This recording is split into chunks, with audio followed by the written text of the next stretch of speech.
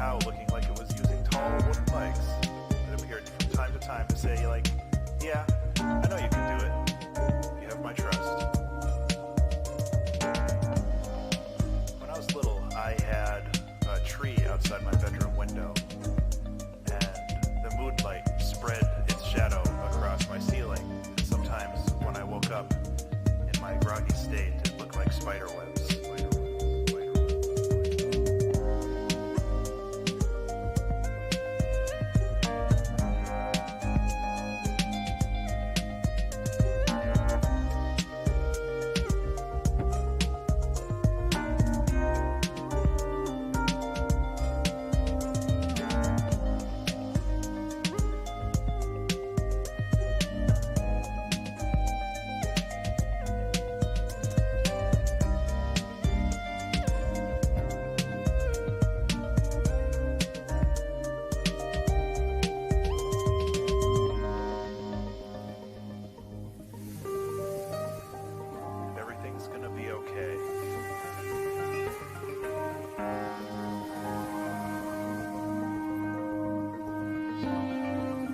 Probably. It's hard to tell.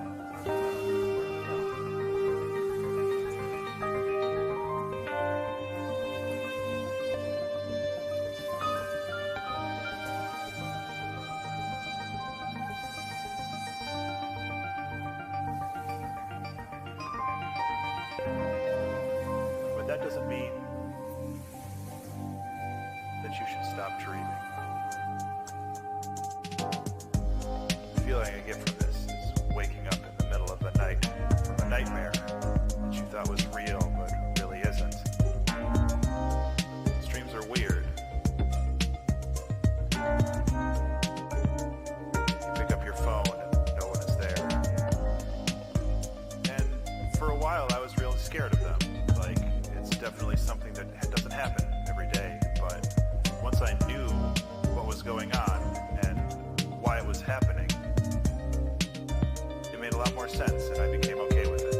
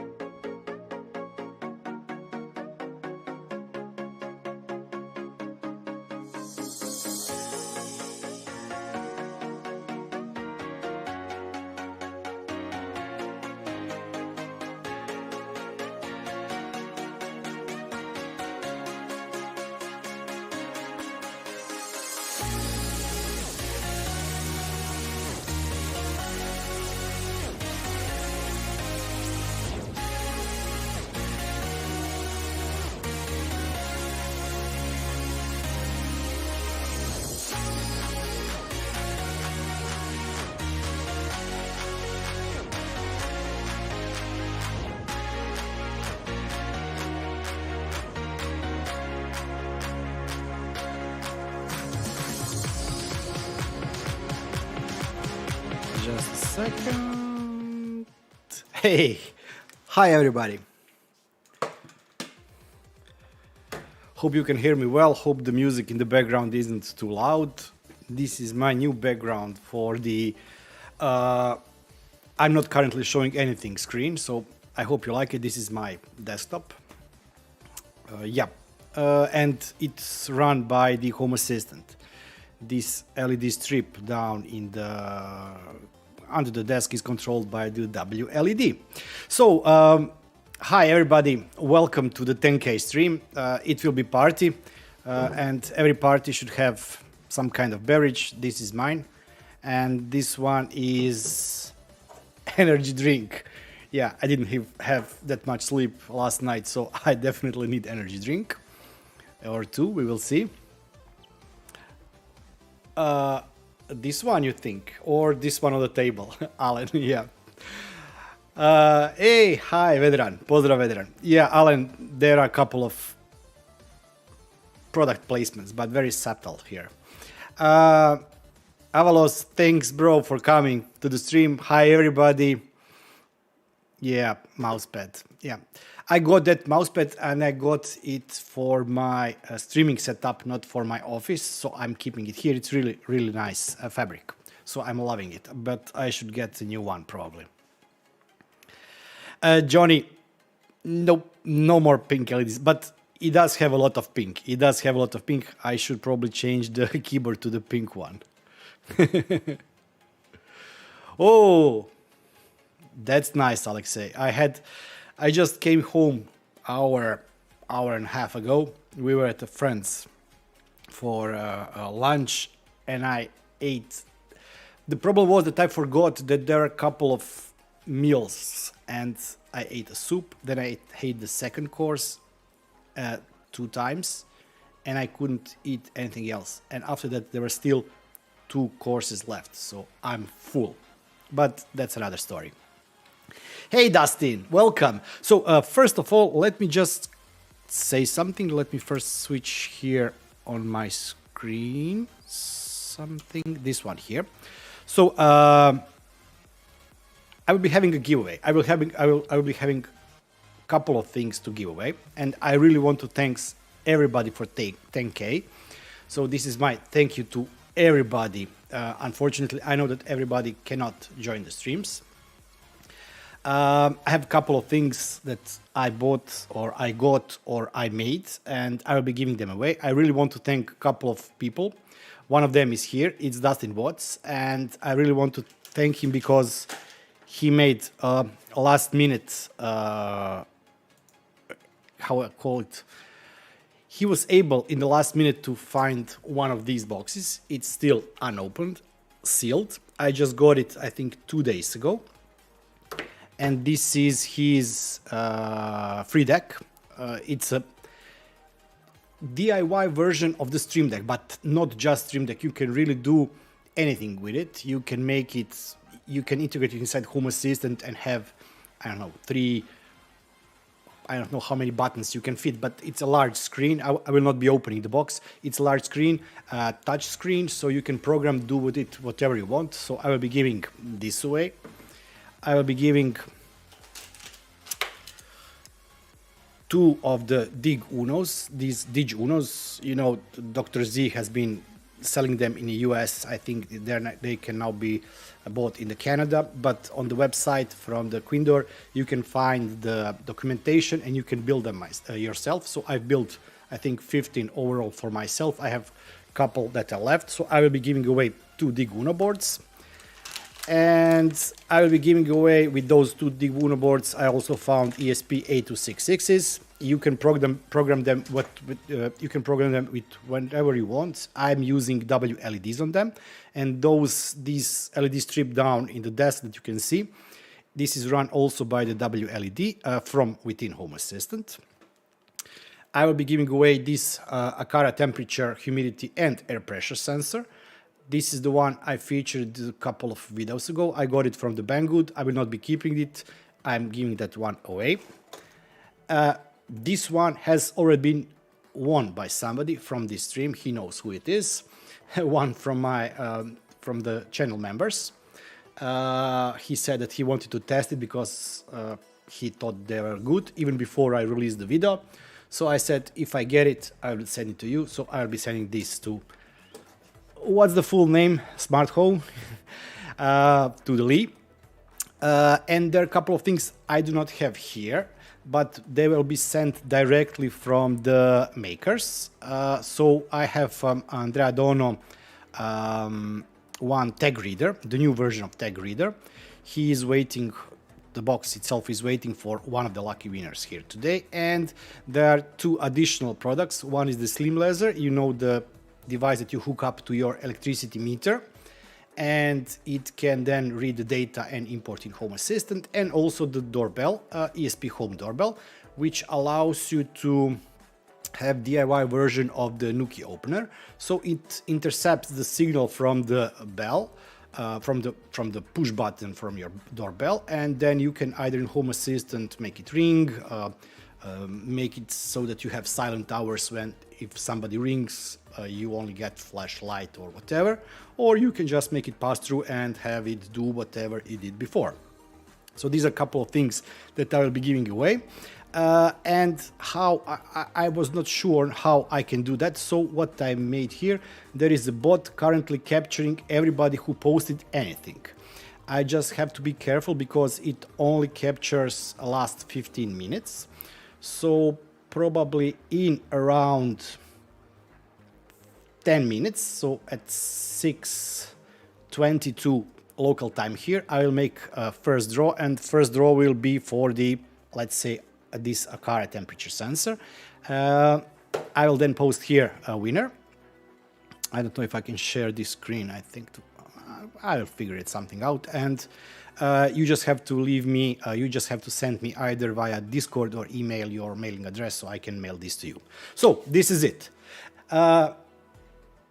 Yeah, I've seen it. I've seen Johnny.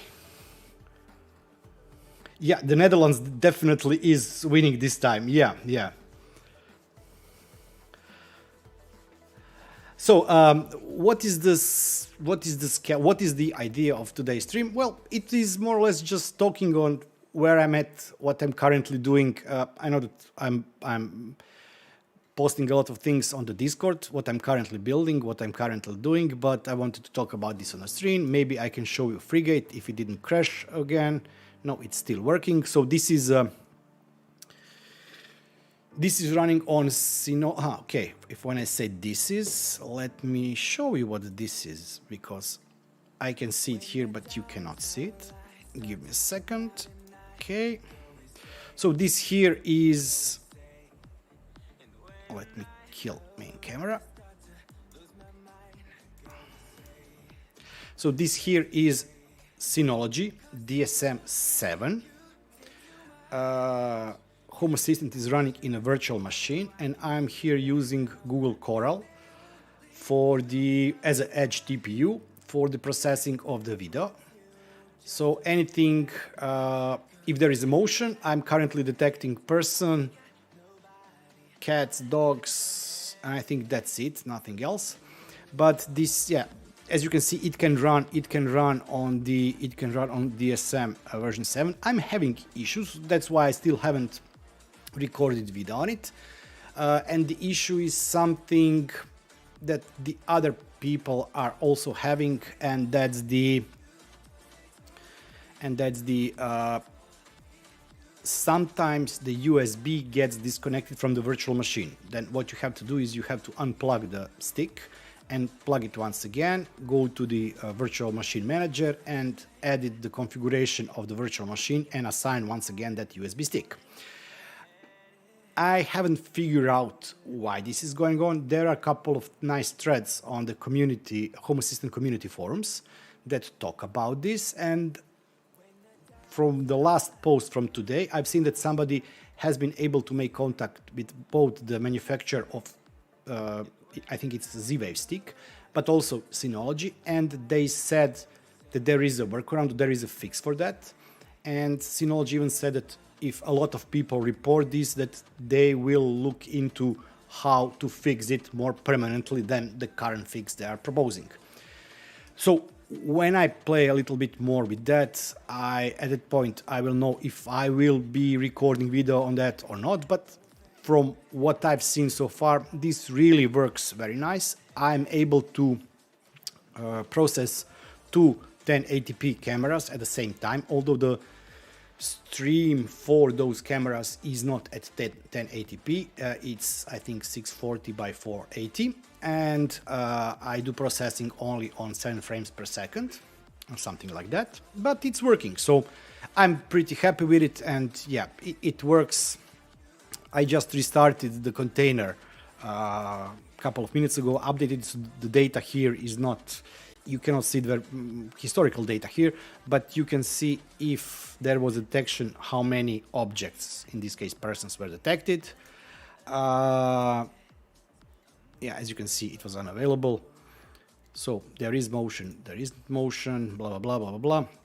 These two are current streams, and this one here and this one down there is the last person or object detected. Okay, so this is one of the things that I want to talk about. The next thing, let me switch the screen, is, yeah, this. I've mentioned it a couple of times. I mentioned this a couple of times already. I'm building Bourne. So currently I'm not building it, I'm printing the parts and waiting for some of the parts that I ordered to arrive. It will be a lengthy project and not that cheap. I did go over my estimated budget for this month. Andy, yes. So my main setup is running on Synology DSM 6.2 in the virtual machine, and my recording setup is running on DSM 7, also in the virtual machine. I'm not running Docker version anymore. I think that, especially with the new Synology I got from Synology 920, with total of 20 gigs of RAM and a lot of storage, I wouldn't go with Docker because the management, installation of add-ons and overall configuration is much easier in the virtual machine versus the Docker. In terms of the Docker, it works great on my recording setup. I have Home Assistant, but it's more or less just for, not even for recording, just for testing purposes in Docker. But while it works, and it's really great, and you can run it in Docker from now till the end of the world, it will work great. I just do not have time anymore to fix issues that can or could pop up because of the changes in the releases between various Docker containers. It's easier for me to just leave all that to supervisor instead in the virtual machine to fix everything and make it work. So that's the reason. So this currently is my GitHub or Gist page where I track all the parts that are printed for the Warren. More or less, I have printed all the normal parts. These are the parts that do not have this A, and this A is accent parts or parts in the color. I did have a vote, and unfortunately, Johnny, your color didn't go through. You did say pink, but you were probably the only one who said pink.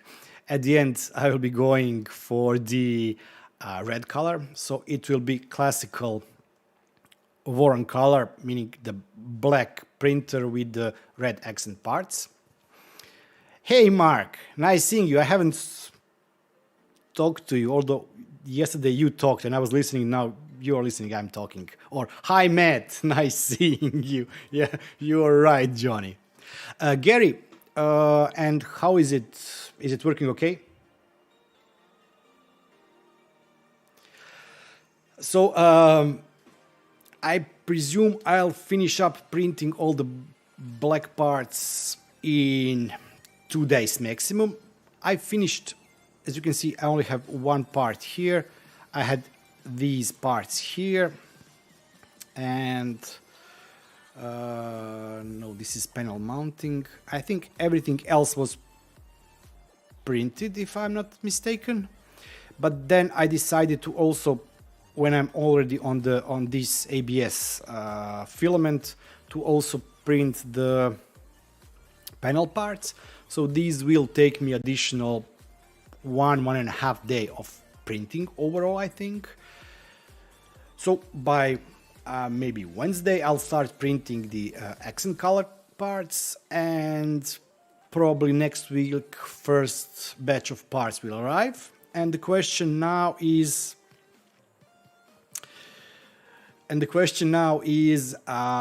I posted that on Twitter, but I really want to hear it here also. What should I do with it? Should I make streams of building? Because the process of building Bourne is really lengthy. Let me just get the camera so you can see my crazy face. Okay, I'm here. I'm really here all the time. Cheers. So the question was, should I make streams of me building? Should I do recap videos of me building it? Or should I make just one, I don't know, not too long video of complete building process? So building of Bourne takes, for somebody who knows what he's doing, takes around 10, 12, 14 hours if you do not, if you have already prepared a wiring loom. Wiring loom can take also a long time to do. And I wouldn't do that on stream because it's just too fiddly work to talk and to do. But that's my question. I see that some people are interested to see, but I didn't know in what format you would like to see it. If I would do streams, it would probably be, I don't know, 5, 8 streams with me working in between streams to get some things done and prepared for the next stream. Because, as I said, it's a really long build process. So it all depends on what are your wishes and what you would like to see. So let's see where I start. Alexei, yes, it can be hungry, but as I said, on my 920 Synology with 20 gigs of RAM, I gave it 2 CPUs and I gave it 4 or 5 gigs of RAM, and it's really working great. I do not have any issues. I still have more than 50% of the spare CPU available and more than 3/4 of RAM available. So I don't have issues with that one.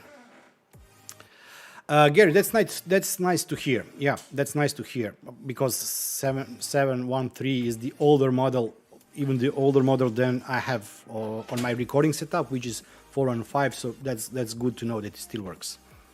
Matt, maybe we will speak even sooner than some people think, but we will see. We will see. Mario, nema frke. Welcome, Mario. And thanks for the tip. Really, thank you a lot. This will all go towards the Bourne project. Yeah.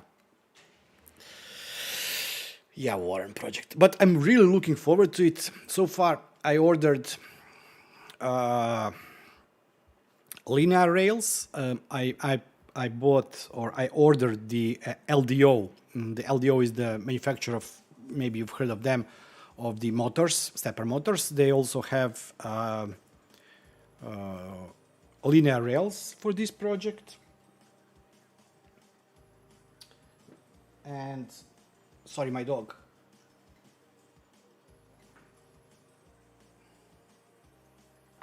He wants something. So I ordered linear rails, extrusions. I ordered all the nuts, bolts, T-nuts, whatever for the kit.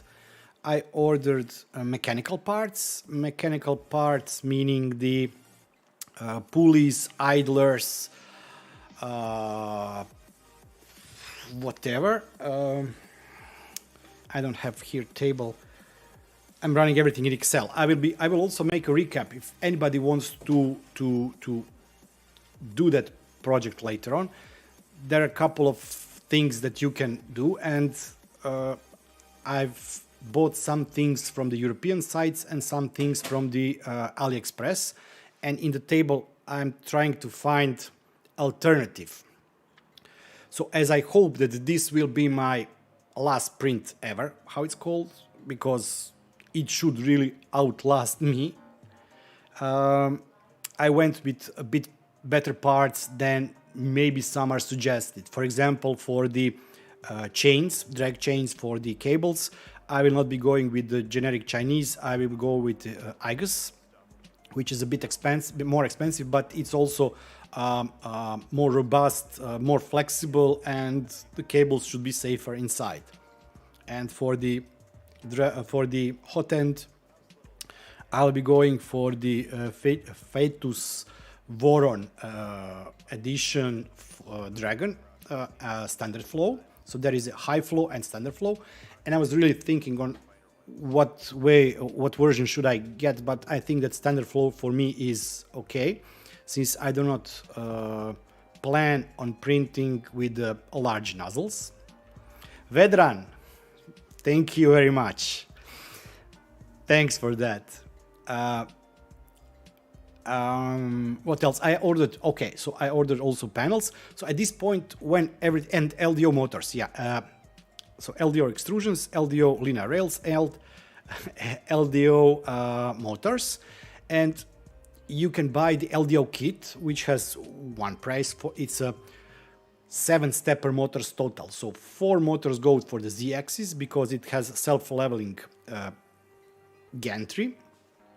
2 go for the X and Y, and 1 is for the extruder. And since X, Y, and extruder are inside the... yeah, I will. So since X, Y, and extruder are inside the chamber and they're protected with the panels, it's not heated chamber, but since you can print, the ABS temperature inside can go to 60 degrees. So for those motors, I went for the high temperature version of motor, which is not really that much expensive. It's just a couple of percentages more, but it allows motors to work even in the higher temperature conditions. So those are the parts that I ordered. Vedrane, yeah, thanks for the salt from Tuzla. Alan, we'll see. So far, I tried to go below. Orders are below the taxes threshold, but we will see when it arrives. I wanted really to buy parts in the EU, but it's impossible. For example, I found linear rails, a little bit cheaper, not that good linear rails in Germany, and I waited for 12 days for response from the shop, and they were sold out in the meantime. So yeah, most of the shops in the EU do not carry a lot of stuff. You can buy kits, and I think that if you buy kits at the end, it may be cheaper because kits have recommended things, meaning the motors should work, but they're not the best ones. Linear rails should work, but maybe they're not the best ones. So if you go with that, you can probably get much cheaper version of the printer. But I wanted to have something that will really work and have no issues. They do put taxes, but everything you buy is... Hvala, Matija, thanks. So everything you buy already has taxes included. So that's a good thing. So yeah, that's not extra from the price I would have to pay anyway on the AliExpress. So first, oh sorry, I'm over the time limit. I hope that a lot of names have already disappeared from the list here. Let me press roll it.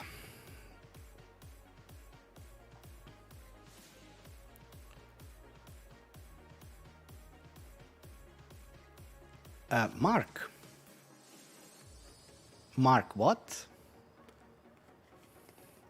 You won this Agara temperature, humidity and pressure sensor, and it will be mailed to you. Okay, I really just pressed roll it. So, Mark, congrats on winning this one. Yeah, sorry, it really wasn't. Let me just try and share the screen with you here. Let's see. Let's move this here. So yeah, welcome to the lucky winner. So if anybody isn't following Mark, you really should subscribe to him. He has great videos, and yesterday he had a first live stream and we really had fun on the stream. I see a couple of faces that were on the stream yesterday, also here on the stream. And maybe there will be some future collab or something like that. We will see. We will see. Okay, so the next draw will be... Oh, look who's here. Hi. Thank you, thank you. And you have reached 30,000, I think. Yeah, everything. Yep. I think that Luis has reached 30,000 subscribers, something like that. But still, the best content creator here is Johnny. Johnny has 50K. Yep, Johnny, you're better currently than both Everything Smart Home, Mark Watt Tech, or Matt Watt Tech, and me together. Okay, so in 6:40, let's say 6:40, I will be giving away one of the DigUno boards. Hi, Pat. Yeah, but even if you go down, you still are better than all of us here together. Okay, so where was I? So I was talking about this. I'm currently, this is my screen. So I'm currently printing, yeah. Let me roll back a bit. So if you buy a kit or if you order parts, one of the things that is not included, let's say it like that, in the bill of materials directly is the printed parts. And the recommended way of obtaining printed parts is to use printed forward service, meaning that you decide what model of water type printer you want to print or water printer you want to build, the size of the printer, and the type of the hot end, or is it a direct extrusion or Bourne setup. And when you select that, you go on the web page, fill your details, select colors for the main color and the accent color, and somebody will print it for you. You have to pay it, of course, but somebody will print it for you. But currently there are very long queues, and the queues were extended during the summer because in Canada nobody could, for example, print parts because of the high temperatures and the problems with the print sticking and bending and things like that on high temperature. So the wait time for that was long. Also, what I wanted really to test if I can make my Ender 3 Pro. So I have currently Ender 3 Pro, which is not stock anymore. I converted it to direct extrusion. I changed, of course, the main board. It's SKR 1.3 with TMC 2209 stepper motors. It has BL Touch. I think there are a couple of things I changed on the printer, but I cannot remember what I changed on it. And I wanted to test if I can print the ABS. Then when I was selecting materials, I decided to go for the ABS Plus, because ABS Plus is very similar to ABS, but it has some... It can be printed much more easily than the ABS. Yes, I still have to put the printer in the enclosure. It has to be protected, meaning there should be no draft. And this enclosure also helps the overall temperature around the print stay warmer. So I think that in this enclosure currently it's around 35, 38 degrees. The hotbed is at 100 degrees and the nozzle is at 230 degrees. The advantage of the ABS Plus is that you can print on the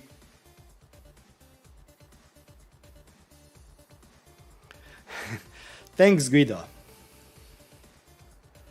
Thanks, Pat. I don't know if I've thanked you, and thanks, Horse. So, ABS Plus allows you to print it on a little bit lower temperature than the normal ABS, which is great because I do not have all metal hot end. I have PTFE tube inside my hot end, and the PTFE tube doesn't like temperatures above 240. So this allows me really to print the ABS-like material with temperatures that are okay for my printer.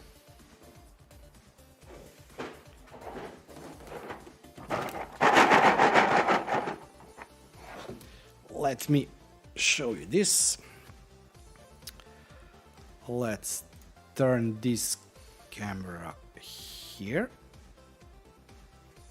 Let's remove energy drink.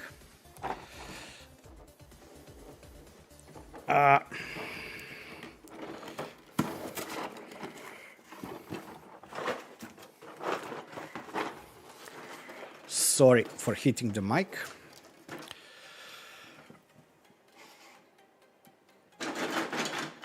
Yeah.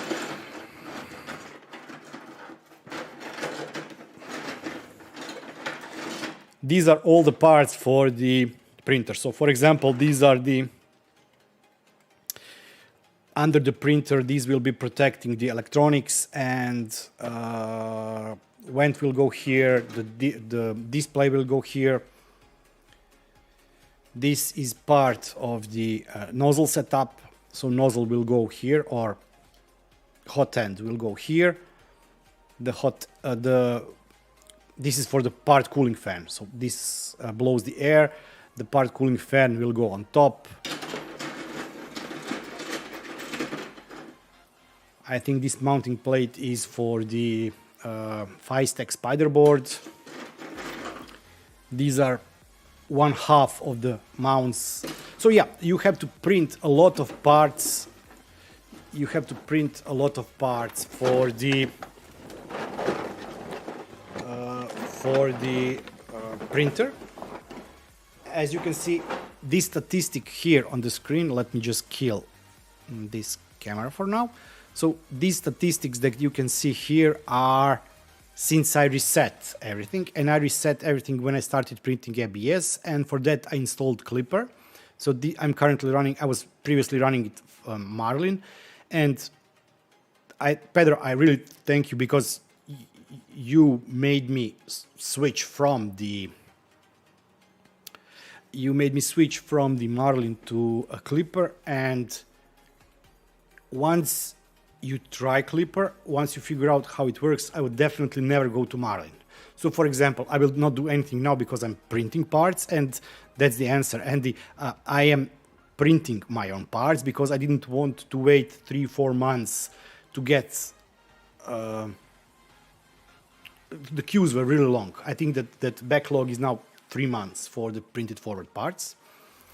So how do you configure your printer? You go here, edit configuration file, change any setting that you would normally have to compile in the Marlin. So for example, a heater temperature, change it to 40. That means that the heater fan will start when the heater or heat block temperature goes above 40. Press save and it will automatically reload the data, and that will be it. You don't have to recompile anything, you don't have to upload anything. It's really, really easy to work with it. I'm not using Octoprint anymore. I did make integration. I also seen that my integration stopped working, but I think that I broke something, but that's a different story. So yeah, for the enclosure, you can see it's pitch dark. I'm using paintings, frames with paintings. I have a couple of paintings that are currently not on the wall, so I just put one on the one side of the printer, the other on top of it, and that's the enclosure. There is still some gap for the air. I'm currently printing a filter box that will filter the fumes from the printer. So on the back side there will be active charcoal or whatever it's called filter that will filter out all the chemicals. There will be a vent so that the air that leaves the printer is cleaner. I still haven't seen your Amber video, and we can talk about Amber. I would like really to have a conversation to disagree on things, because we did have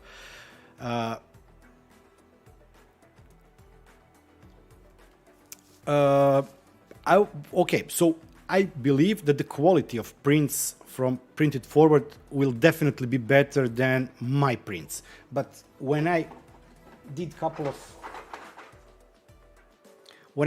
of test prints, I don't know if you will see, these are really nice prints. You do not have any artifact. The lines are straight. I don't see any problems with the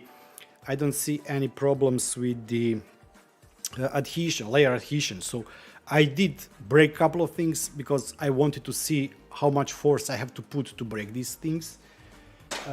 I did have to reprint a couple of things. When I finish with everything printed, I'm saving all the I will be making a short video on how many bad parts did I print. There are a couple of issues, so I did have to reprint 4, 5 or 6 parts, but it did work.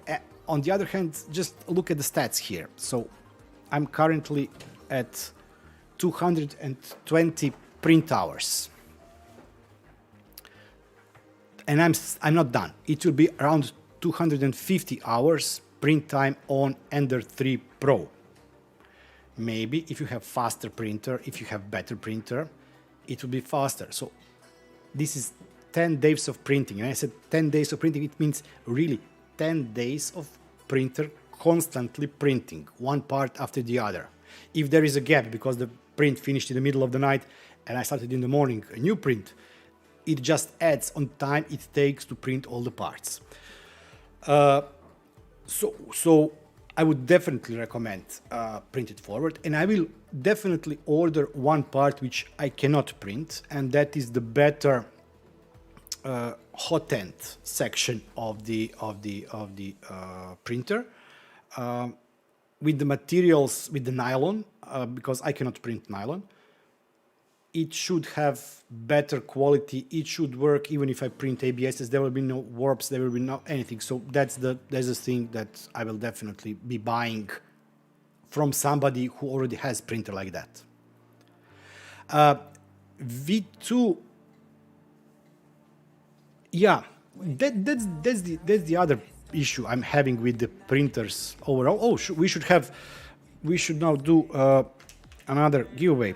Oh, yeah, give me a second. Yep. So, let's press roll it. Pat Rooney, you are the lucky winner. So, Mark, I know where you live. Sorry, I know where I can find you, and I'll send you a tweet. Pat, please, either on the Twitter or on the Discord, send me your address. I will be sending you DigUno boards with the ESP8266. Do you want me to solder the legs, or will you do that yourself? And do you want me maybe to install the WLED firmware on it? So it's your call. Just leave me your mailing address either on the Twitter as a direct message, on the Discord as a direct message, or send me mail. Let me think of something.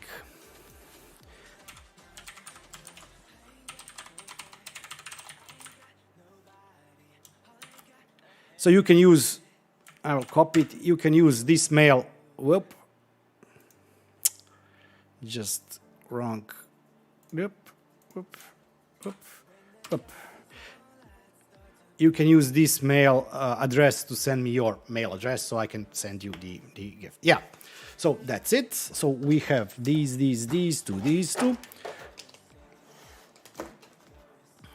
For the, yeah, okay. So where was I? Where were we? How do you enclose it to the printer? Yes, I said, okay, that we covered.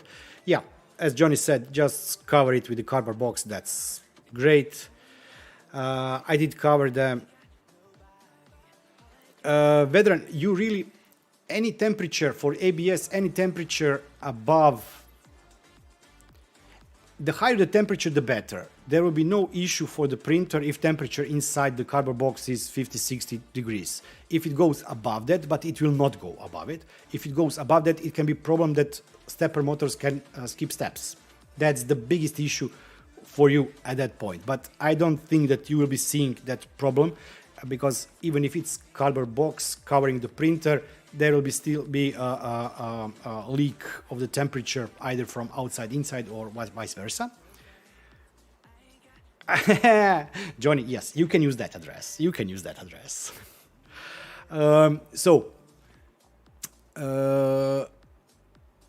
That should be sufficient. As I said, my printer is not completely covered. I think I have two strips like half a meter long, 10-20 centimeters wide, allowing air to go out, and it's still working, but it's preventing draft. For example, if anybody opens the door, you will see the adhesion of the layers break, and yeah, you can just throw that part away.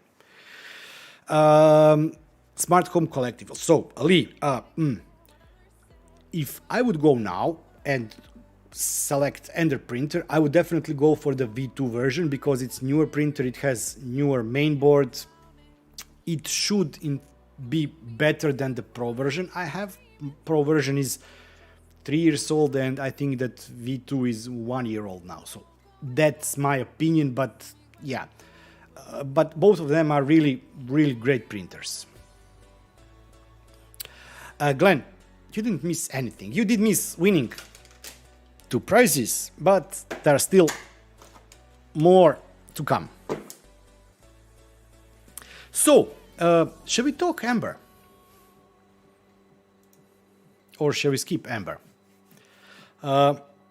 Yeah, Mattia, that's right. I think that Ender 3 perfectly fits in this IKEA lack or whatever it's called.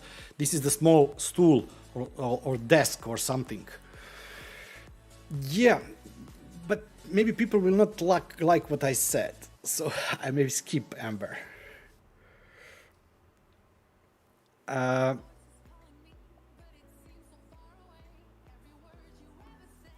Yeah, so what I hated PETG even because of the problems that you can get, but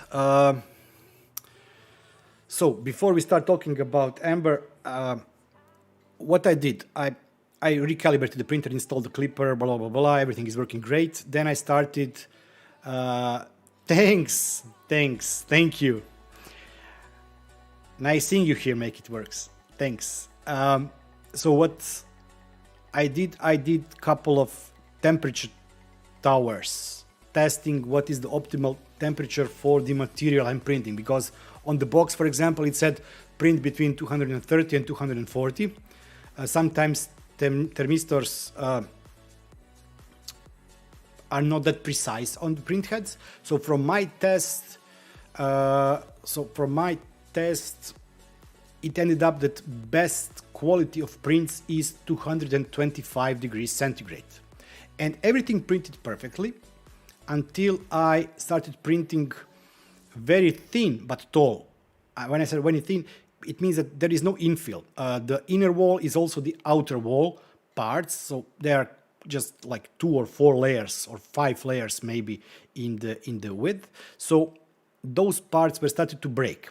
And I did spend a lot of time testing things, and it said just increase your temperature 10 degrees and then try increasing 5 more degrees if it fails. So I went from 225 to 235 and everything printed perfectly. If you go above temperature that your material supports, you will once again see the breaking, but there will be more of a blobbing of material. I don't know how to describe that. By the way, yeah. So there are a lot of projects. I think there is a Thingiverse. I'm still using it, but I hate it. This site I really hate.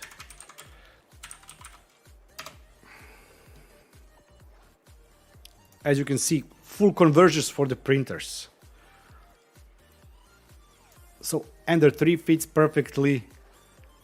This guy is using 2 of them, stack for the spools also inside. So it's really great. This is the best enclosure you can buy plus DIY, meaning that you buy the desk and then you DIY parts and covers and things like that. So, Amber, what Louis said both on the site and in video is definitely correct, but I think that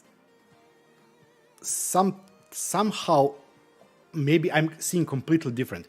Somehow, somewhere down the line, completely missed for whom this product is. This is definitely, at this point, when you cannot buy Home Assistant Blue anymore, the best and the perfect piece of hardware for anybody starting with the Home Assistant. So if you do not have anything and you want to start with Home Assistant, and you do not want to go and then source Raspberry Pi 4 somewhere, disk somewhere, then go for the whatever, Zigbee. Okay, for Z-Wave you still have to buy a stick, but for Zigbee, sorry. So this is the best thing that you can go and buy, but you can't. This is crowdsourcing project. If you buy it now, you will receive it mid of next year. So this is really not for new users, in my opinion. This is for me to buy and give to somebody that I like for a new Home Assistant user.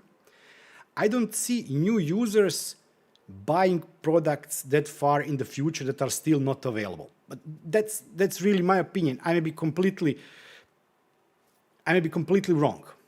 So if I for example would now first time browse the internet, found Home Assistant, and I said, yeah, great, I want to run it. So I go to crowdsourcing page, order it, and receive it in 8-9 months. By the time the product reaches me, and we are talking about the current shortage of whatever you want to order. So whatever you want to order, there is a shortage of it. It can be beverage, microcontrollers, cars, everything is late. And we are betting that the product will be available in June. And this is not the problem of the team. This is current problem with the sourcing of all the parts for everything. So if I were me, and if I would like something, I wouldn't wait for that for 8 months. I would go out and buy Raspberry Pi, or use my old laptop or old computer, convert it to Linux, do Proxmox, whatever. But I would, by the time that this device reaches me, I would already have something running. On the other hand, if I would have need to buy this for a summer house, so for example, I have a summer house, or I have a second location that I wouldn't do automation. For example, Dr. Z, he wants to run it in his camper wagon. That's great. I can order it and wait for it and install it because I have time. That's my... Yeah, that's my point. The product is perfect. Yeah, you can, if once again, if the standard stays the same, you can just take out the computer module 4, buy computer module 5 when it arrives, if it stays the same format, the same pins, the same everything, and have better, faster. But more and more people are moving away from Pis and going to Intel NUCs, which have, I don't know, 8 cores, 16 cores, whatever, and running it off of that because they also want to do, I don't know, motion eye or object detection. You will be able to use M2 card for the Coral, Google Coral, to do Edge TPU, which I showed at the beginning of the stream for the Synology. But you will do it only on two cameras, because even if you add more cameras, yes, the TPU will be able to process, but you will not be able to see those streams on the Home Assistant, because Home Assistant will not be able to stream you those 4 streams of 1080 video. So yeah, but as I said, I would really like, it would be much better if they would be able to find good supplier and leave this everything to now find a shop that sells both in Europe, Americas and Asia, and then to be able to buy from that shop. Let all the sourcing of the parts, let everything be done by somebody else. You test them, you certify them, you whatever you want to do with them, but leave that to somebody else who will then be restocking, who will then be offering upgrades of computer modules, who will then be whatever. That's my opinion. The device is great. I was thinking about buying it. I'm still not sure. I'm checking my wife. I'm still not sure if I will buy it or not, because I will be having 2 projects in a not so near future that will require devices like that. So maybe I will buy it for that. You can buy that device not just for Home Assistant. You can buy it as a substitute for Raspberry Pi. So this can be used for whatever. So the product itself is good, but I don't think that it's hitting where it should hit. A lot of people will buy it even if they run now Home Assistant, which is great, but I don't think that it should be advertised as a starting Home Assistant device, and at the end a lot of people that are already having much better devices are buying it as a novelty or as something like that. Okay, it will be sold out, but it will not go towards the new users, which at the end would be best customers for this device. Sorry, my ranting. Yeah, I probably missed something here. Yeah, I missed a lot. Oh, sorry.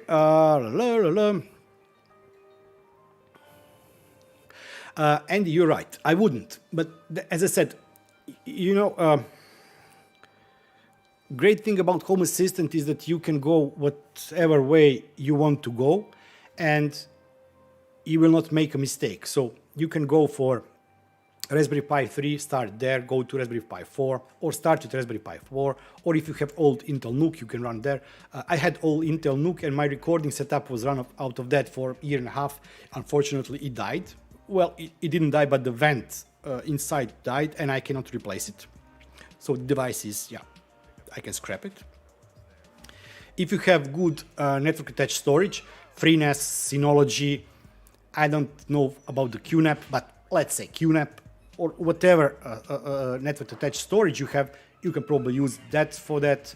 If you have Windows machine that's running 24/7, that has a lot of CPU, a lot of RAM, you can put VirtualBox and run it out of VirtualBox. I wouldn't, because I definitely don't recommend running system services on Windows desktop machine. Windows servers are for that. You can run it out of Amazon Cloud, Google Cloud. So there are really a lot of ways on how you can run Home Assistant, and this one is really great product for new users. But for me to run my setup, first of all, it wouldn't work. I have too many add-ons, too many containers, too many things running in my setup. It probably would die, or the performance would be even worse than it is now, and I would consider it as a step back. But as I said, for some additional projects I have, for some additional Home Assistants I have, even not for my recording setup, for example, for my summer house, this would be ideal device. So yeah, that's great. I would go there. I would go with Power of Ethernet, which has its pluses and minuses. I would go with as many RAM as I can go, and I would definitely buy SSD drive for it, and maybe not use M2 for the drive, but we'll use M2 for the Google Coral. So yeah, that's my opinion.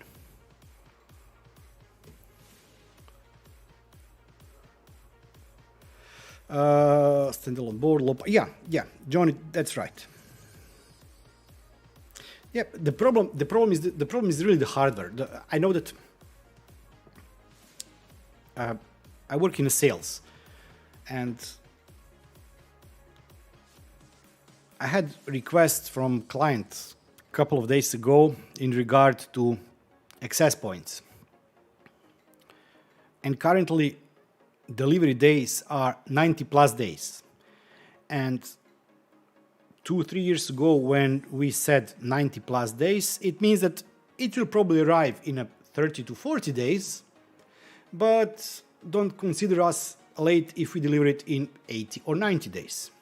90 plus day was described to me as forget about receiving it at 90 days. It will be longer, but we do not know how longer it will take.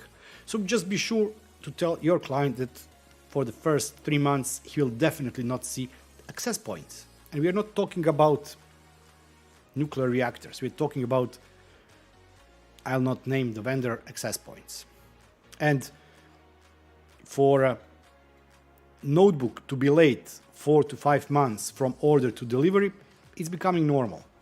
So the question is, if unfortunately this happens to Amber, and due to part constraints, due to manufacturing constraints, due to everything, either the price goes up, because it can go up, or B, delivery dates are pushed. I really do not want to see those guys did great project. I don't want them paying out of their pocket for the price difference that may arise. Stupid thing that somebody may remember from one of my previous streams, we talk about the Hygro board. Gary, sorry, I forgot about. I didn't see.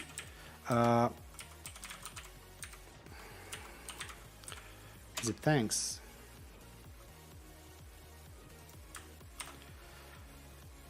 Check this out.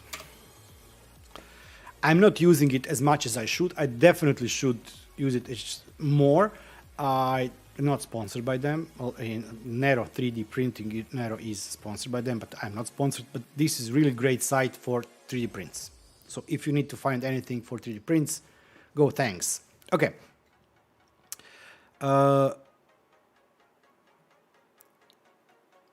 Okay. Let me see here. Hey, Pedro. Hi, nice seeing you. Yeah, thanks. Johnny said it. Depends what you're looking for. Everybody running away from Pi, and I'm thinking about Megahomes. Yeah, it depends on what you're running, Alan. One of my setups is running out of Raspberry Pi 3B Plus for 3+ years on the same SSD card. And people are saying, nah, don't run it out of SSD, blah, blah.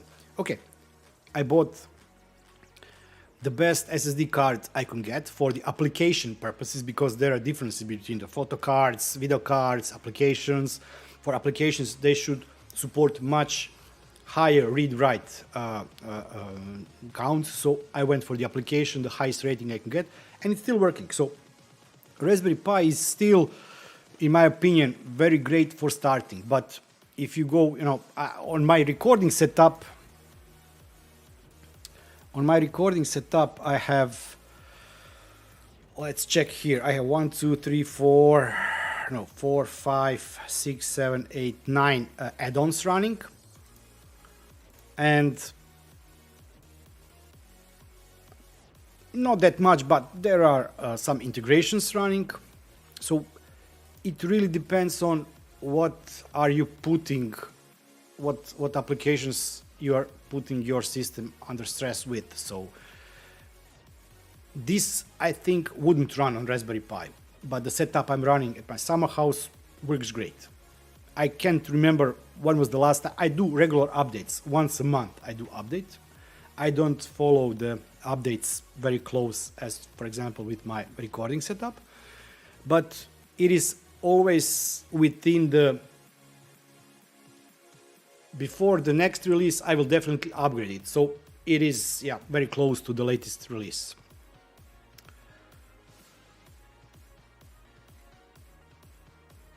Okay, I missed a lot. Oh, Garrett, hi. Thank you very much. Combi. Yeah, I don't use Combi. I use the stick that a lot of people are mad with, and that's because of the Otter. Unfortunately, the Otter had a lot of issues with the shipping. I didn't have any issues with it. It works great for me. I have not that much. I have 40 Zigbee devices, but it's working great. I've skipped a lot.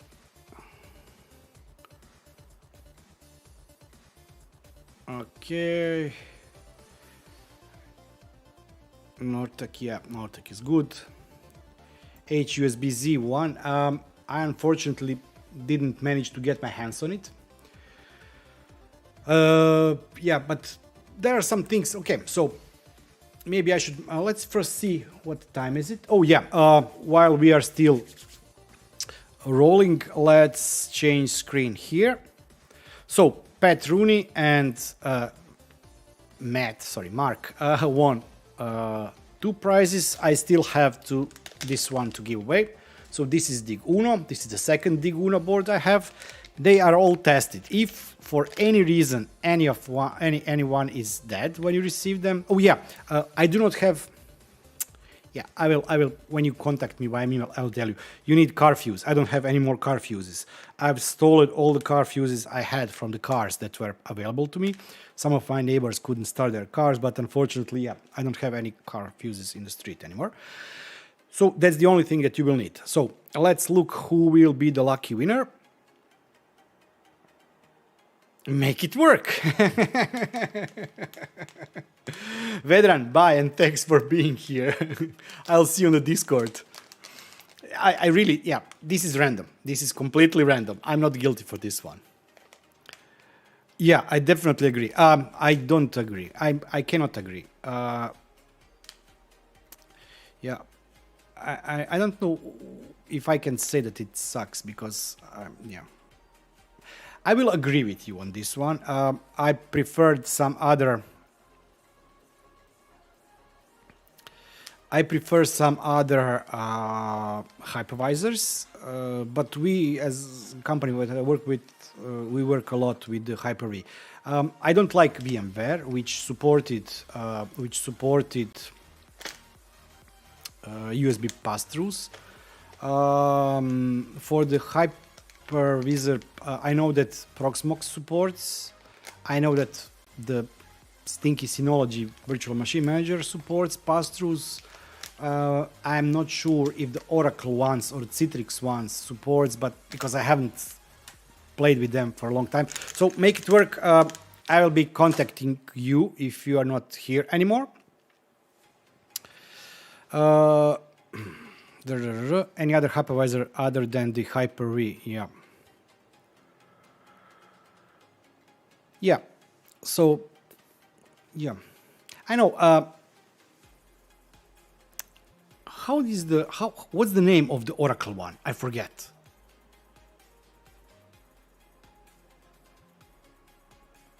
I cannot remember what's the name of the Oracle hypervisor. Hey John. Wow, we had rain yesterday or the day before that. And yeah, we forgot what summer looked like, although we had fun 5-10 days ago. We had, plus 30 degrees. So I missed something here. Alan, what are you running? Oh, you are planning to move from the Hyper-V virtual machine to Raspberry Pi. If you can get your hand on an old Intel NUC, put there Proxmox. Even if you just run Home Assistant, it will be a different story. And Intel NUC should be power optimized, not as close to Raspberry Pi as Raspberry Pi is, but it should be better than most of the other devices. And you do not need any special graphics for that. So GPU can be whatever. 36, yeah. Yeah, i5 Nook should work best.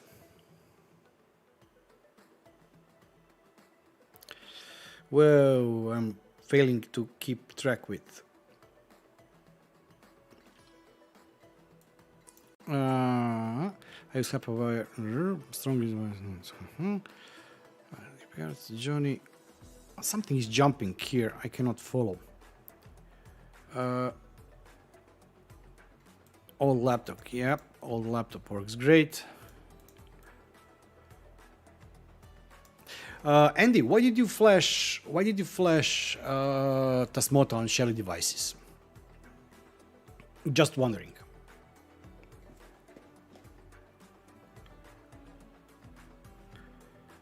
Oracle VirtualBox, yep, Oracle VirtualBox.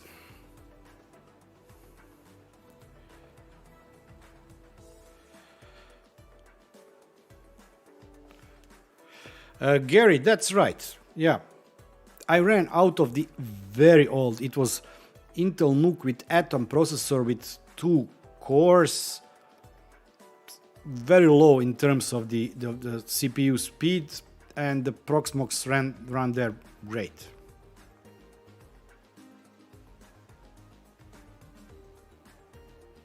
Yes, you did.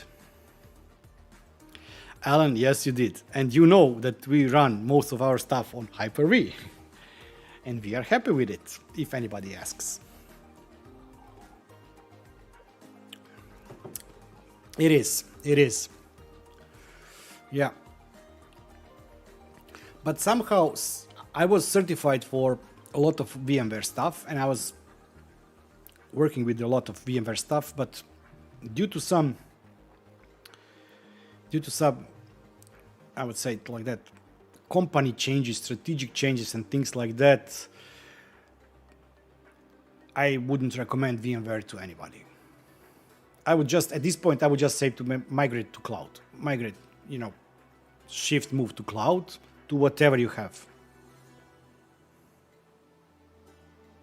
It is good, but I have some other problems. Mark, yeah, I think that Shelly stock firmware is really good. Oh, let me show you something. This is my secret project that everybody probably knows about it, but let me find it here. Let me do this. Go here. So, anybody knows what this is when we are talking about the ESPHome. This is my, let's check if it's still working. This is my test Hydro board. It's still working. So it's now been, I don't know, 3 weeks, somewhere close to 3 weeks of Hydro plant sensor working on the ESPHome. The reason is the firmware that Per did was really great, but I was having trouble keeping up the versions, flashing them, then recalling the names of the sensor boards, the patching, how you call the benchmarks for the humidity, temperature, battery, things like that. So I said, okay, let's see if it's possible to completely run this board out of ESPHome. This is not my code 100%. I did take bits and pieces of the code, which is great with Home Assistant or ESPHome. You can find something similar. You can find someone that did something that you want, but did it differently. So I started working. So far, I have only sensor one is flashed. This one is prepared for the flashing, but I will not be flashing it. I'm still waiting to see how long this board will run out of this battery with current parameters. And current parameters are very stupid. I'm not doing fast Wi-Fi connect, which when I implement, or it's already implemented here, but I didn't flash it, which when I implement will reduce the time for the connection, which will reduce the Wi-Fi usage, which will of course reduce the power usage. The second one is I'm currently keeping device awake for 10 seconds just to be sure that it is able to connect to Wi-Fi, that it is able to read the sensor data and send the sensor data to Home Assistant. And the hopefully the final version will have both the fast Wi-Fi connect and also 3 to 5 seconds maximum wake up time, which will reduce a lot power usage of the board once again. Also, currently I'm reading each sensor 3 times during the wake cycle, meaning that during that 10 seconds the device is awake, it sends its data 3 times. And that's why if you look at graphs here, not this one, you see that there are peaks. This can be best seen here on the batteries. You see there is a mid one, a low one and high one, because we have 3 readings of data for each interval, which I hope to reduce to 1 data read, and which will once again reduce the battery usage. And the best thing is that you will be able to flash it through the ESPHome without attaching cable by using special function which is not here implemented, keep awake, meaning you just flick the switch here, it will in the next cycle stay awake, allowing you to push the new firmware on and then go back to deep sleep. So yeah, it will not be just 1 click of a button, it will be 2 or 3 clicks of the button, but you wouldn't need to go to either Platform IO or VS Code or Arduino to compile new versions of the firmware. And I think that for a lot of people this will be much easier to handle and work with for these boards. And when I mentioned those boards, one of the things that I wanted to mention when we were talking about the Amber is price of the components. If somebody remembers, we were looking at the prices on this board on the stream, and there was I think the $12 was the price of the old Hygro board, which didn't have BM280 sensor on it. Then they introduced the BM280 sensor and the price was $2 or $3 more. And couple of weeks or month and a half later, if you wanted to buy that same board, the price of the board with BME280 was $20 higher than before because of the rise of the cost of the BME sensor. So that's what I wanted to when I was talking about Amber, that's what I'm afraid. I don't want them to end up with components costing them not a couple of percent, but 10 times more than they anticipated. So, sorry, yeah, I wanted to just say that. Okay, so I missed a lot.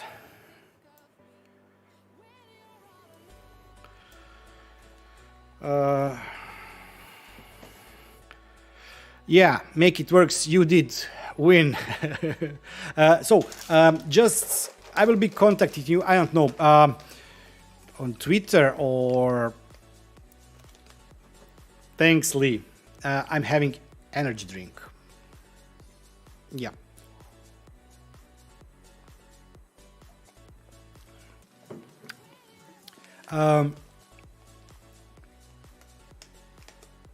So if you want me to solder the headers on the ESP module, please leave me a line. I will be needing your mailing address. You can contact me on the Twitter, on Discord, or send me mail. Let's see if I... Nope. I will find the mail. I will find the mail. Not the one that John is using, but other mail. Not this one. Not this one.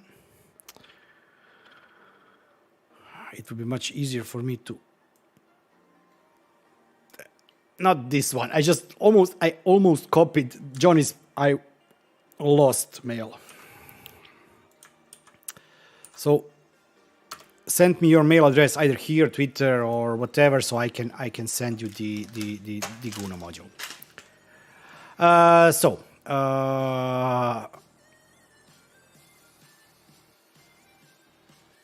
Yeah, I lost. You almost got me there. Okay, so yeah, let's move this away. So what I wanted to talk, I wanted to mention something. So let me see here. Not here. Let me see here. Where is it? Webcam main. Kill this one. Okay. So this is printing. This is this one. Parts, Home Assistant. I did show my FreeGate. So as I said, the problem with the FreeGate I'm having is that Google Coral unfortunately disconnects at some points. So let's talk about future videos. First of all, maybe you've seen my video about the Zigbee Smart Valve, thermostat valve. That will be going to the Lee. There was one excellent question. I did mention this in the video, but I think that I didn't put emphasis on that, and I should have, and that's my bad. If you have heating system, you still are missing component that will be turning on or off your boiler, heater, whatever. So I will be seeing if I can get from the same company. They have a smart thermostat for the wall that can replace your either analog or smart thermostat or whatever, digital thermostat or whatever you have for the gas boiler, whatever. And I'll be doing a video on that because that really is a key component in a heating system. You can still use the smart valves in your home if you have heating on and the temperature inside the room has reached certain level, it will shut down the valves. But if the temperature falls below something, it needs additional device to start the gas boiler or whatever. So that will be one thing. Second thing is, at the same time I received this Agara and the smart thermostat, I also received one camera. We opened it on the last stream, I think. I finally managed this weekend to get my hands on it, to connect it, to integrate it inside Home Assistant.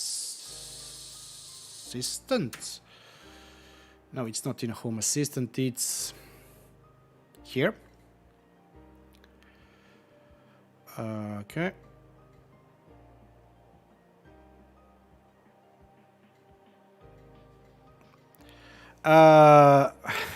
There will be one nice thing. I think it will be nice video RAS pad, but it will be, yeah, not now.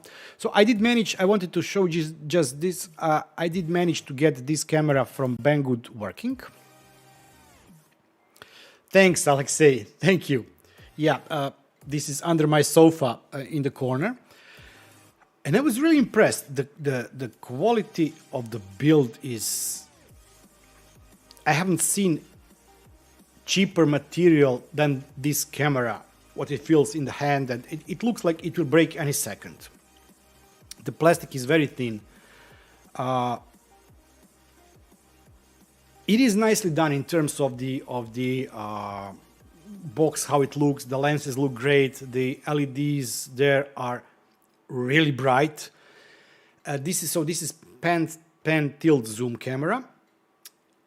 I did spend a couple of hours until I finally got the RTP stream working, integration inside Home Assistant. I'm currently working on the PTZ part, meaning that you can pan tilt and zoom the camera. When I finish that, I'll be releasing the video. I wouldn't say that this is my favorite camera. I would definitely go for the Reolink camera, for the pan tilt zoom, or some other brand. But this camera, I think, is around 40 euros or 45 euros. And for 45 euros, it's outdoor camera also. It's not metal case, meaning that anybody can take a baseball bat and break it. But for the quality of the image or the stream, lights in the dark, I was able to illuminate the whole room with it. So yeah.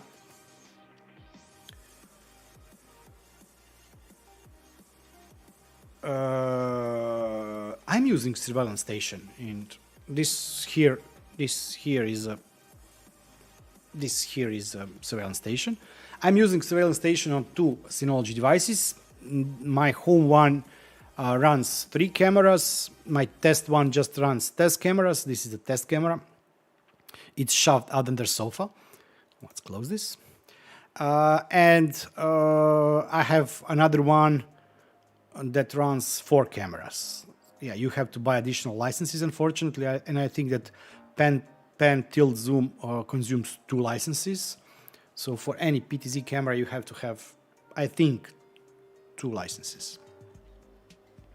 But for me, it's working great, and my Home Assistant pulls then data from the, or video streams pulls from the Home Assistant to whatever.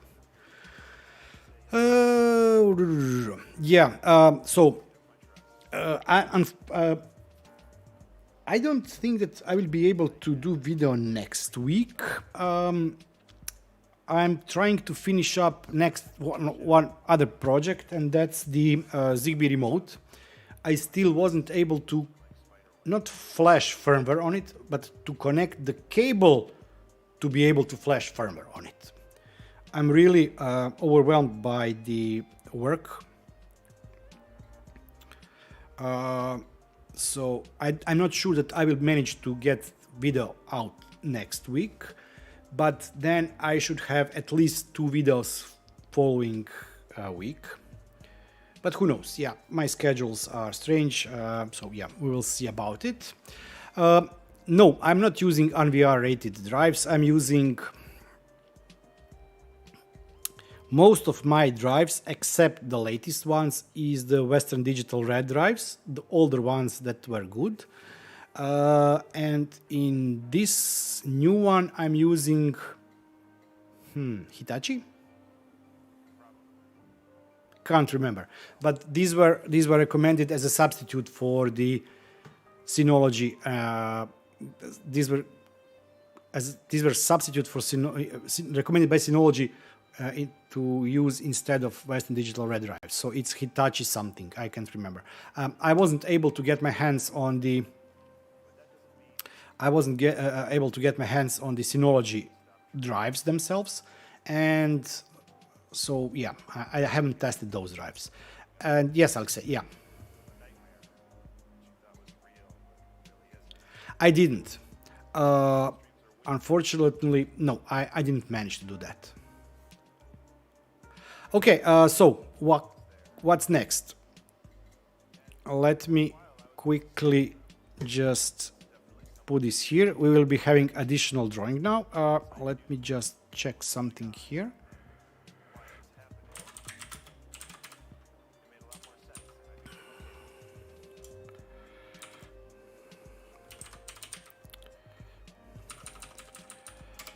Okay, let me pull it here. So now we will be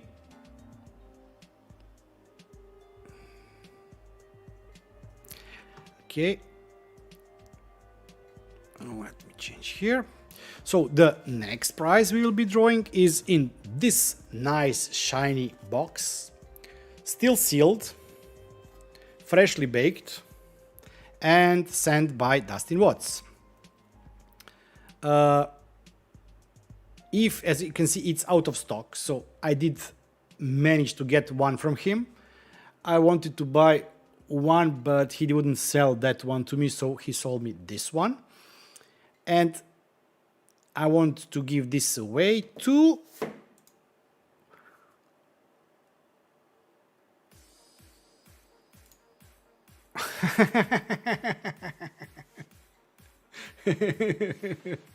okay. Hi, Alexei. You can contact me on the Twitter, Discord, or via email.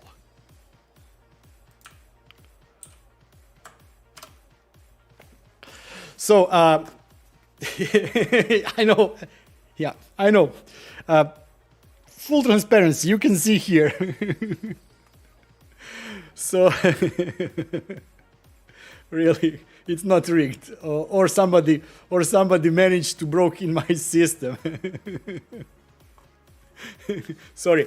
So Alexei, send me your address and you will receive this gadget. Let me pull again this one here. So what can you do with this? So you can, as you can see, you can make a 4x3 matrix of buttons, phone style keyboard.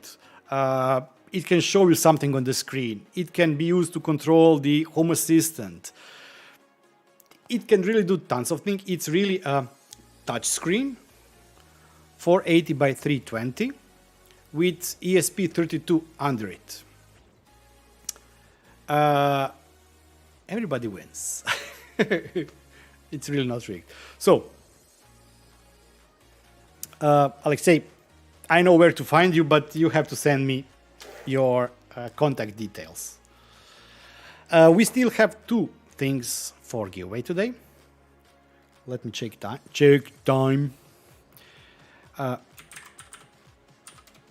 Okay. Oh, sorry, we have still three things to give away. I forgot about it. We have SlimmeLezer, we have ESPHome doorbell, and we have I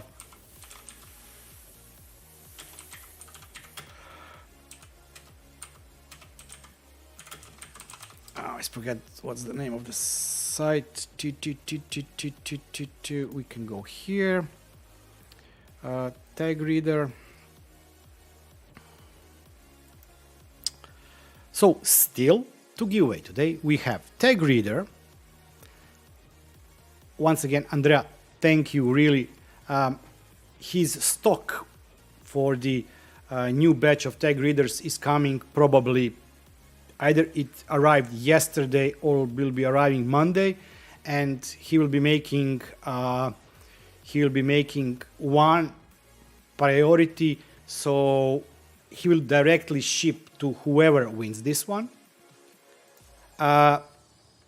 This is SlimmeLezer. As you can see, it's out of stock, and if you try to order it, you will not be able to order this one. I really do thank Marcel. He really also helped me a lot, and he managed to find one. That one is also waiting at his site. The winner will receive the code, and he will be able to use, the winner will be able to use this code on the Marcel's website.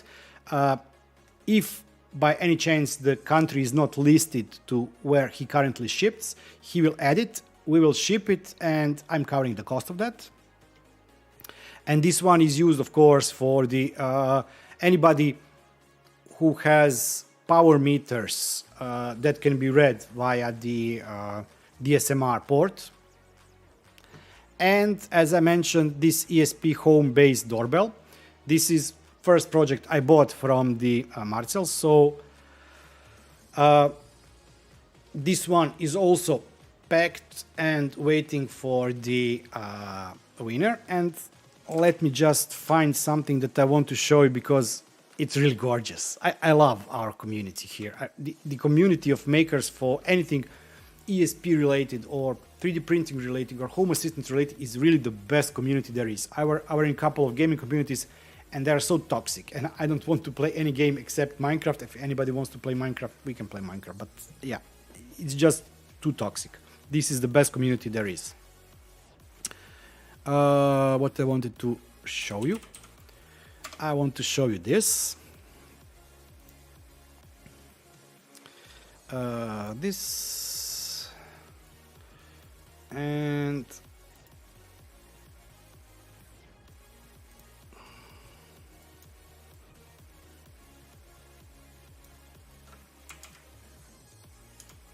this. It's so cute. It's so cute. It's so cute.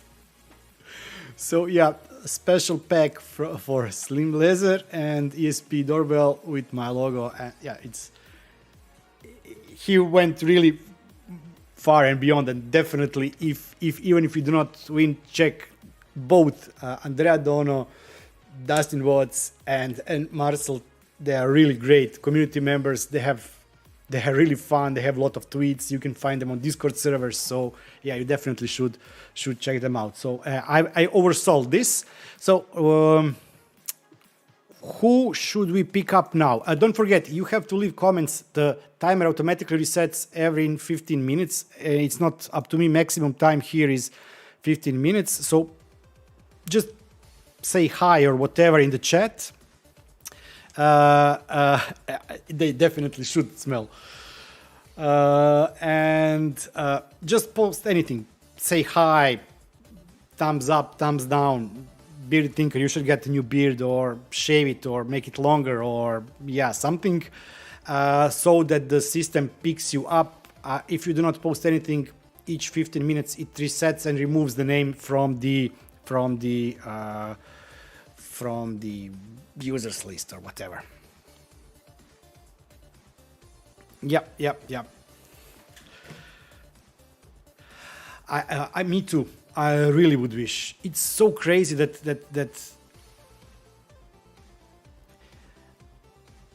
the cost for utility companies to have modern, automatic, smart readers that are whatever, for them at the end would be lower. The initial investment may be higher, but the overall cost would be lower, but still, yeah. Okay, I will post now all the links. So this is the link to doorbell.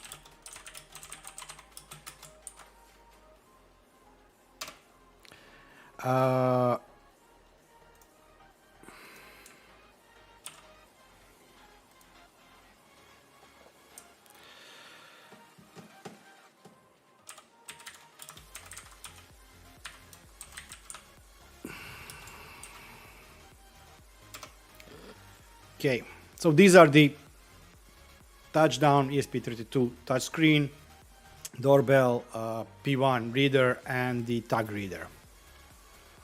It is. I'm so sad. I have my version. I bought it a couple of months, maybe half a year ago, and I still wasn't able to implement it.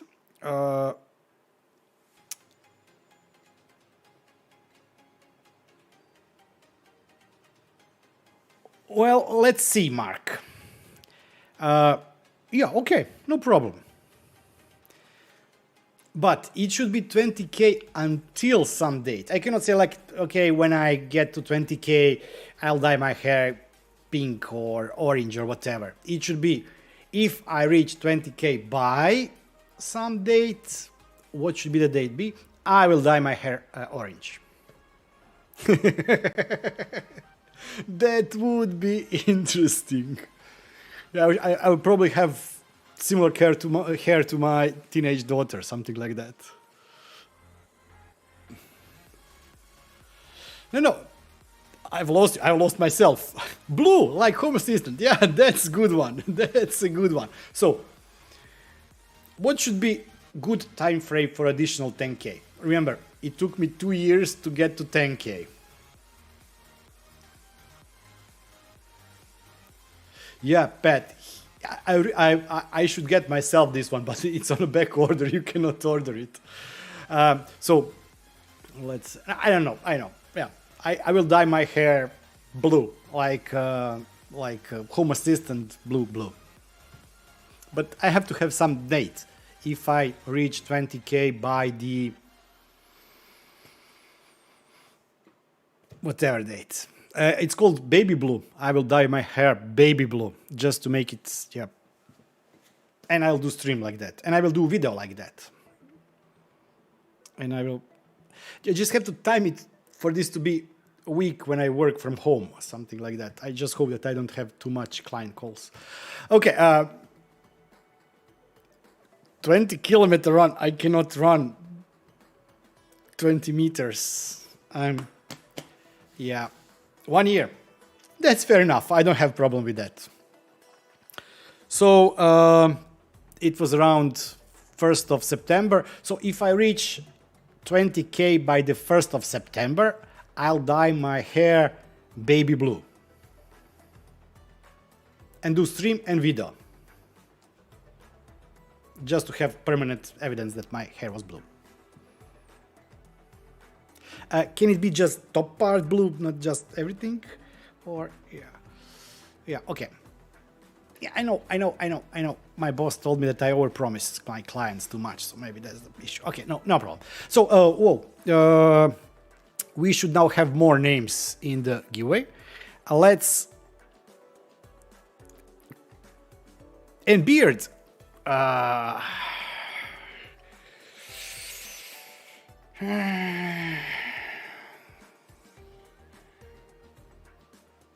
Mohawk, yeah. Okay. No, the beard will be pink and the hair will be blue. Is it okay, Johnny? Beard for 30K. Okay, we will think of something.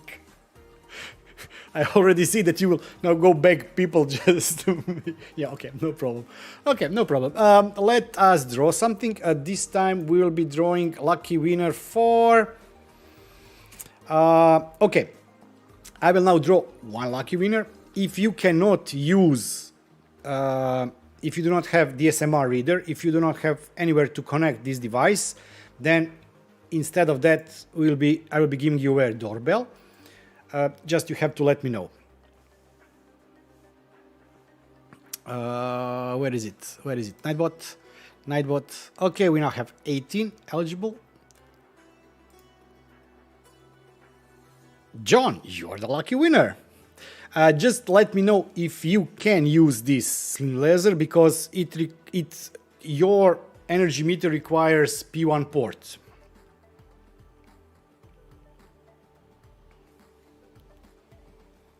Yes, no. Because if not, then we will draw somebody else and I will send you doorbell instead of that.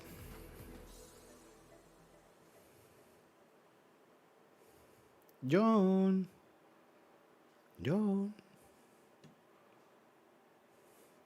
Did the bot post here name? Nah, okay, so doorbell should be great. You are able to use it with most of the doorbells. It can integrate inside Home Assistant. As you can see, power goes on one side, doorbell on the other, button here, and you have here the ESPHome. What it does, it allows you to intercept the ringing, and then you can select if you want your doorbell to ring, or if you want to play text-to-speech on your speakers, light some lights in your home, or whatever. Okay? And just send me somewhere, either to... Oh... Okay, no, Johnny, so beard will be pink, okay. Let me find the email address, and not that one. I lost email, but I want email address. Just send me your contact info here, and I'll forward you a coupon, and you can use this coupon on the website. I will send you all the details in the email. You can use that coupon there. It will then ship you directly from Marcel. This device, shipping included, everything. And since we couldn't get lucky winner for the SlimmeLezer, let's try once again.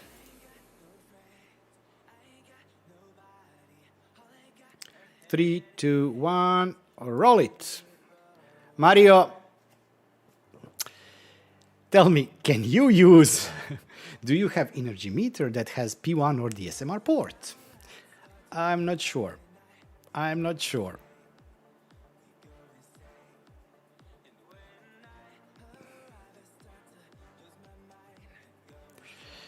Do you have use for the P1 energy meter? Well, yeah, not exactly. So, no, unfortunately, no congrats. Okay, so do you want a tag reader?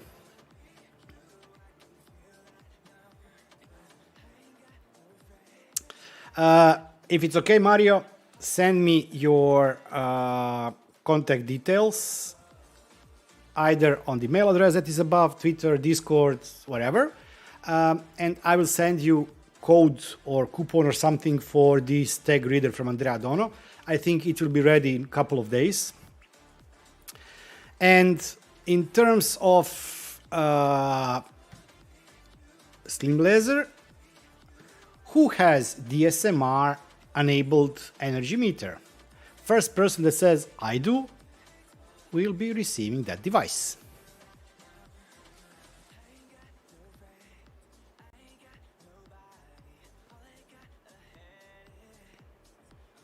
No, when I said I do, I don't want to marry. I just think you have. Well, Wim, then you are lucky because you are the winner of SlimmeLezer. Once again, you can send me your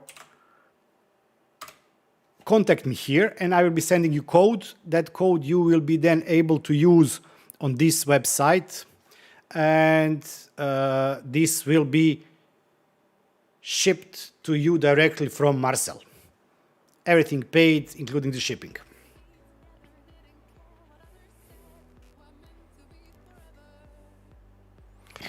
And I'm out of stuff.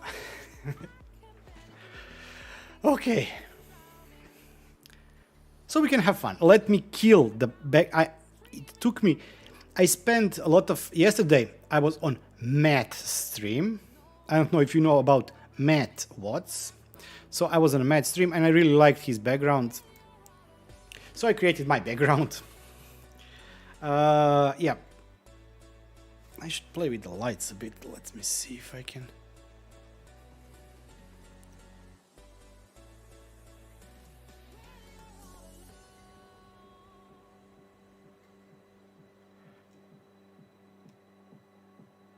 So congrats to all the winners.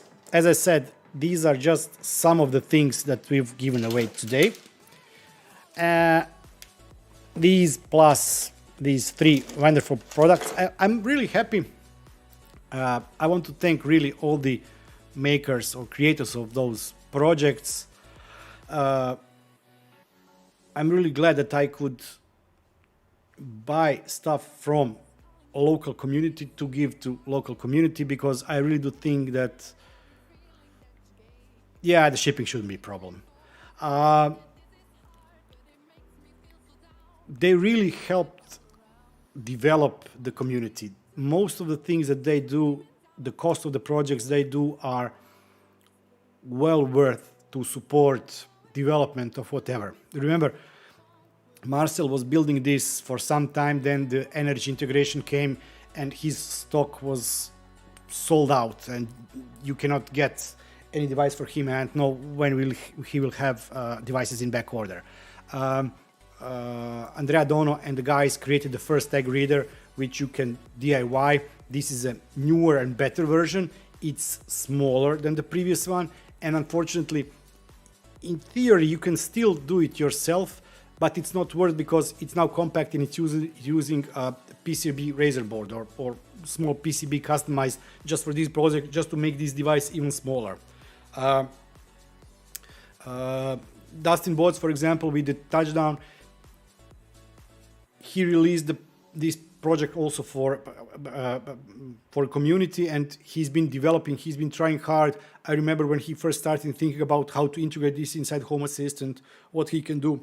So really a lot of, I apologize, really a lot of makers are making this Home Assistant ecosystem even better. And let's not forget all the guys, all the devs in the Home Assistant team. They did a great job. They did a great job when they launched the Home Assistant Blue. They did a great job with Amber. I myself personally don't think that it is advertised the right way, and it should target something else than it is currently targeting. But I really wish that they manage. I think that they maybe even reached 90, 95% or 100% of the funding. So the community is really great. Lee, I'm having so much blast watching your listening to your podcast, and I'm watching also. Anyone who didn't listen to podcast from Smart Home Collective, you should definitely go and listen to it. It's available in all major retailers. On all major podcast platforms, whatever operating system your phone or whatever runs on. There's some really funny guys such as Mr. Socky that are funny to watch it. There are some really excellent all-time creators. For example, the Hookup that's been doing some very interesting tests. I don't know if you've seen his last test of the difference between the Z-Wave, Zigbee, Wi-Fi, contact sensors. The overall and the best thing of all is there are duplicate contents. There, for example, I can do Motion Eye, but I do it from the perspective of Home Assistant and Synology. Somebody else will do Motion Eye from perspective of the Intel NUC or Raspberry Pi. So whatever you want to find, you will find. Whatever you need to find, you will find in terms of the community. So that's, yeah, it's really great. It's really great. And I really want to thank everybody who ever watched or liked my videos. If you have any kind of criticism, don't hold it back. I'm just kidding. No, really. If you have something, if you think that I can change something, you mentioned my beard and hair color. If we get to 20K, yeah. Oh, there was no SHC minis for a long time, or I missed something.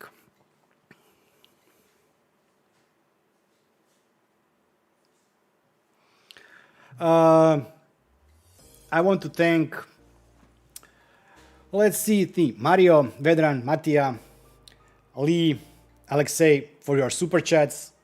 This will all go towards the Bourne project. Yeah, I know you have. So you have one mini that has replaced the other minis.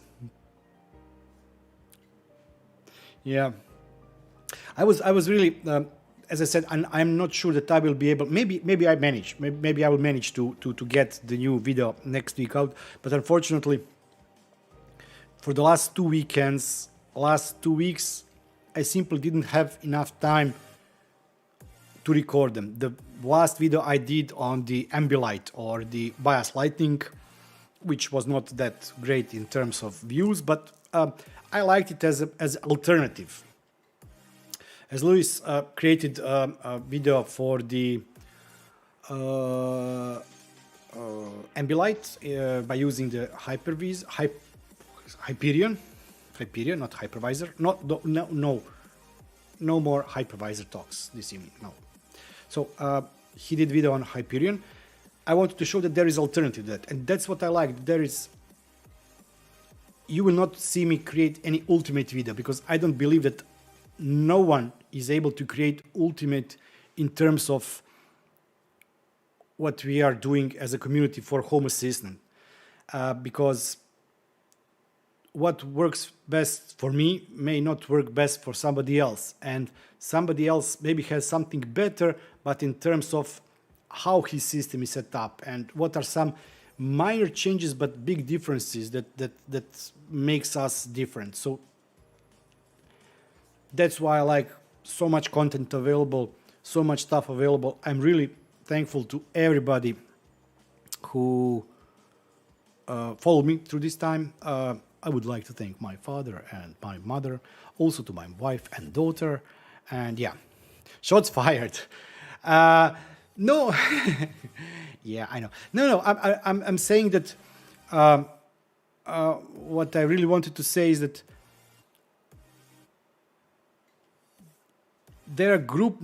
we are a big community. There are 100,000 users of Home Assist, let's say.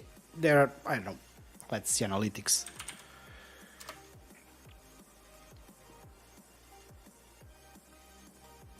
Yeah, we are at 85,000 users that are sharing analytics. So let's say we are 100,000 users. What I would say that I wouldn't feel comfortable from my perspective when I do most of my content, and Johnny mentioned it a couple of times, is that I always end up with some kind of Synology spin, not because I'm paid by Synology, but because my home system runs on Synology, and whatever I do, there is a twist. So for example, a lot of people have recorded FreeGate working on, I don't know, Raspberry Pi or Intel NUC, and if I record it, I will be recording it for the Synology. But then again, if I record it on Synology, I will be recording it on DSM 7 version. And still there are a lot of people that work on DSS 6 version that is not something that I cover. So I'm unable, and most of us are unable to cover all the perspectives. But I know that some people will be able to talk about the iPhone app. I will never record anything related to the iPhone, not because I hate iPhone, but it's just because it's not my ecosystem. I'm more towards the Android. If there is any wish of somebody sponsoring and giving me away new iPhone 17 or 13 or whatever is the latest version, that's great. But I can do one perspective, somebody else can do some other perspective. But even that perspective is split, if you know what I mean. That's the thing.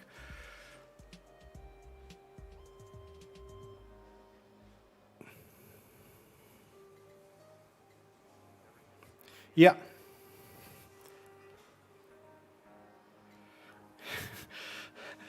Hvala, Miroslav. Thanks, Miroslav. So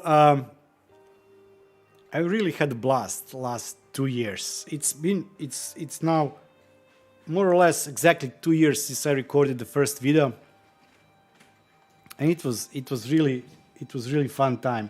I remember my daughter, who just arrived home, saying, "Oh my God, no, father, you are not going to record and stream anything on the YouTube."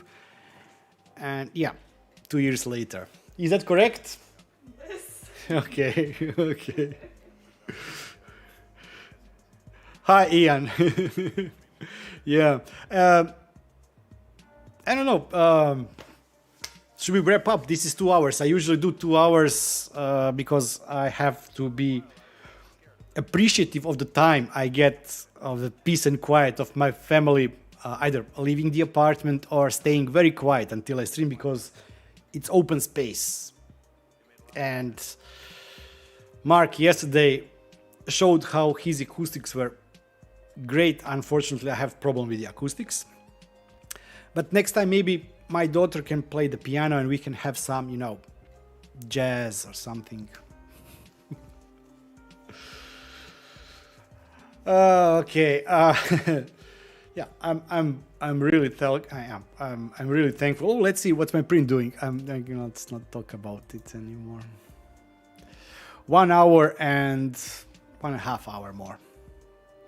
This is very steep print. I really want to see when it finishes. Let me show you what I'm currently building. STL exhaust filter housing. Yeah, I can sing. So this is it looks small, but it's really big. It's a filter housing for the HEPA filter, or active charcoal filter for the printer.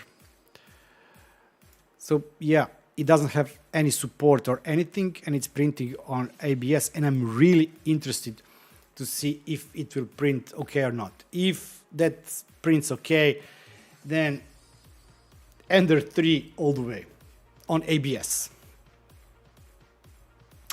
Alexei, for that we will have to wait for the next year. Yep.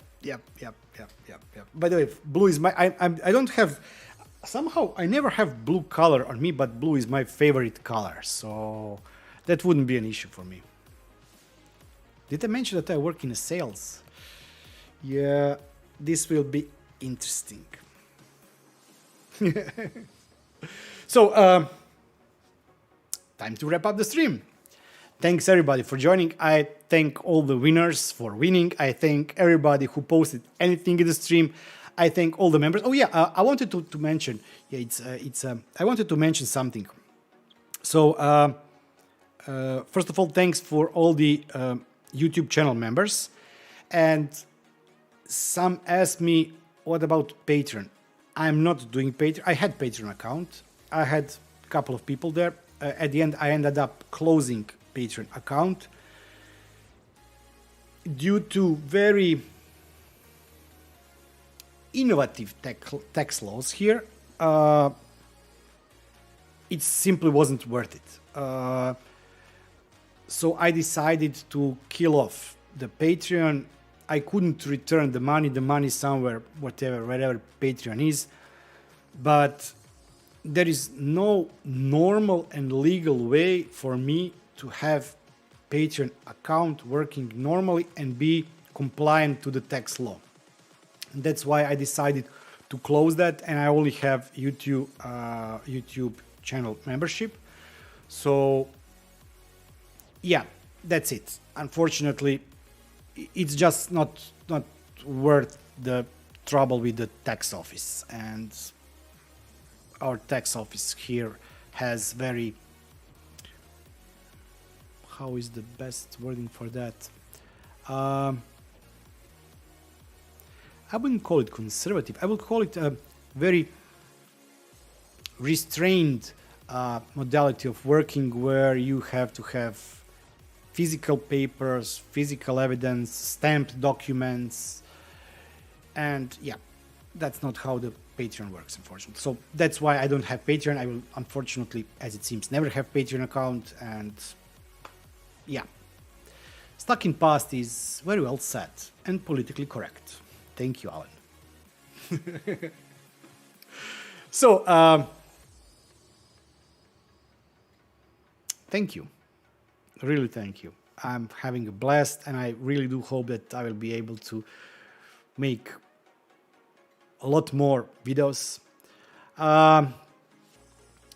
Alexei, nah, it's simply our. I have a company. I'm not working currently at my company, but I still have company. So I diverted everything from YouTube to the company, and it's much easier for me to do everything as company than as a private person. If I would go to PayPal or Patreon, unfortunately, I have to do it as a physical, no, not a company, but as a normal person, and it's simply not worth. It's simply not worth. The taxation on top of it, the costs, the paperwork, that everything is just simply not worth. Yeah. Thank you. Yeah. Thank you very much, everybody. It was really great stream. Even my doggy. No.